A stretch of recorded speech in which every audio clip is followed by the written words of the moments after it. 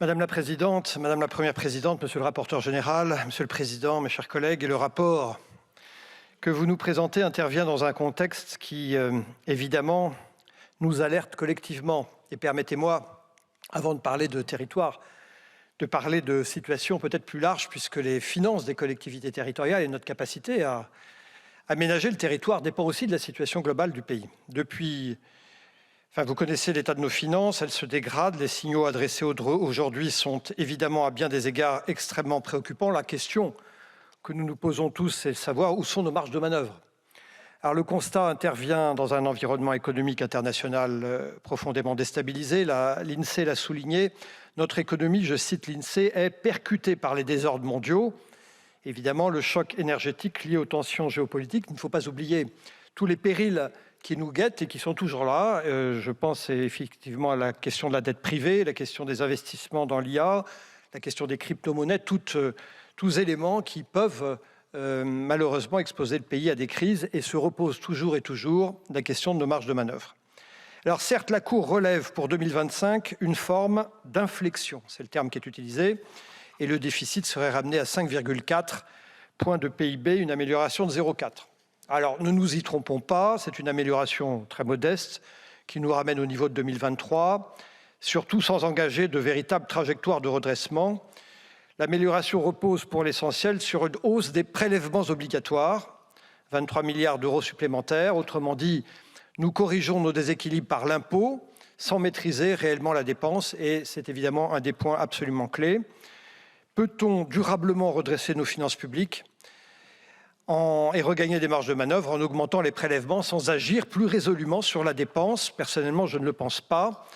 La dépense publique atteint 57% du PIB, une progression certes contenue, mais qui reste positive et surtout les efforts structurels sont une nouvelle fois reportés. D'ailleurs, la Cour le dit clairement, nous contenons la dépense, nous ne l'infléchissons pas. Et le cœur du problème est connu, une dépense sociale qui est structurellement dynamique, que nous peinons à réformer, même si ce n'est pas le sujet d'aujourd'hui. On voit très clairement que c'est un sujet qui éclaire le sujet d'aujourd'hui. Le point préoccupant le plus, c'est évidemment la dette. La charge de la dette est qualifiée d'inexorable. Elle dépassera 100 milliards d'euros d'ici la fin de la décennie, autant d'argent que nous ne pourrons pas mettre dans les territoires. Le risque est clair, un cercle vicieux, plus de dettes, plus d'intérêts, moins de marge de manœuvre et donc des efforts qui seront de plus en plus difficiles. D'autant que la crédibilité de notre trajectoire est fragilisée. Vous l'avez souligné, Madame la Première vice-présidente, les écarts répétés à nos engagements nourrissent une prime de risque sur notre dette et les taux ont fortement augmenté pour plusieurs raisons, mais probablement aussi pour cette raison. C'est un signal des marchés et c'est un signal qui doit être absolument entendu. La Cour évoque un besoin d'effort de l'ordre de 80 milliards d'euros pour revenir sur les 3%. C'est un ordre de grandeur absolument considérable qui montre que nous ne pourrons pas nous contenter d'ajustements marginaux. Le constat est clair, une dépense élevée, une fiscalité déjà lourde, sans beaucoup de marge de manœuvre supplémentaire, et une dette qui progresse. Dans ce contexte, le redressement de nos finances publiques suppose que nous parvenions à dépenser moins, que nous parvenions à dépenser mieux, et que nous parvenions à produire plus de richesses à distribuer. La question des territoires est d'abord celle de l'efficacité de la dépense publique. Combien nous dépensons et comment nous dépensons. Et dans un contexte contraint, nous devons mieux cibler, mieux organiser, mieux évaluer la dépense publique territoriale. Oui, c'est un enjeu territorial qui dépasse évidemment nos territoires. La cohésion nationale, le président Coquerel l'a dit, repose sur une promesse simple, garantir à chaque Français, où qu'il vive, l'accès à des services essentiels. C'est une expression de la fraternité, santé, éducation, transport, accès aux droits, services de proximité. Et cette promesse, elle est évidemment aujourd'hui fragilisée. Quand on demande aux Français ce qu'ils pensent de la qualité de leurs services publics, de proximité, évidemment, ils portent un regard sévère et des écarts d'autant plus sévères que des écarts persistants existent entre les territoires, avec cette notion d'un sentiment d'abandon qui ajoute à cette crainte de voir le contrat social effrité. Nous devons donc concilier 3 exigences, garantir l'accès aux services essentiels, assurer leur qualité, maîtriser leurs coûts. Qu'est-ce que ça suppose? D'abord, ça suppose de mieux définir nos priorités, Nous ne pourrons pas tout faire partout, mais nous devons garantir l'essentiel partout.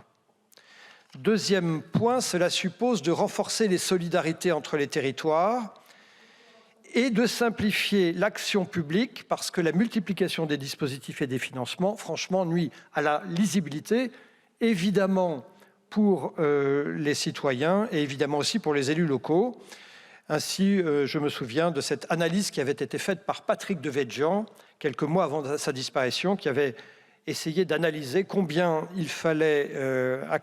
de dispositifs il fallait complaire pour créer 1 mètre carré de bureau en Île-de-France. Eh bien, il était arrivé à la somme de 23 dispositifs qu'il fallait respecter avant d'obtenir l'autorisation. Et évidemment, la multiplication des dispositifs conduit également au risque de saupoudrage. Nous devons concentrer les moyens sur des priorités claires. Ça suppose aussi de limiter les possibilités de financement croisé.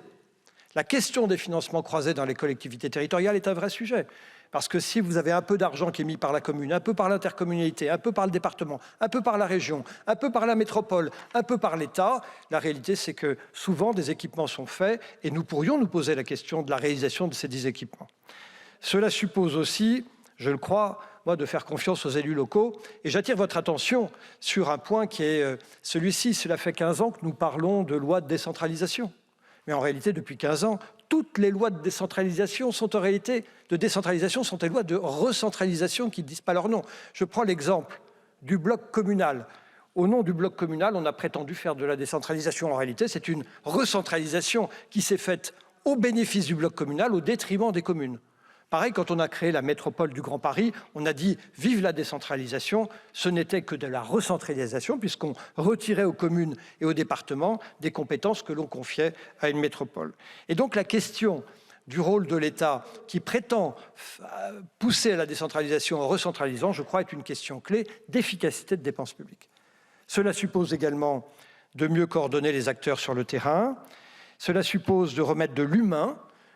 Les services publics pour lesquels vous avez au téléphone un robot qui vous renvoie d'un numéro à un autre numéro sans vous donner jamais la bonne réponse. Enfin, vous êtes tous députés, vous avez tous dans vos permanences des gens qui viennent vous voir en vous disant qu'ils n'ont pas de réponse de leur service public parce qu'ils n'ont jamais quelqu'un d'humain au téléphone. Ça nous arrive tous parce que c'est désormais le quotidien de nos administrés. Cela suppose de mieux connaître et d'évaluer la dépense. On ne pilote pas ce que l'on ne mesure pas, et c'est vrai qu'on ne mesure pas suffisamment.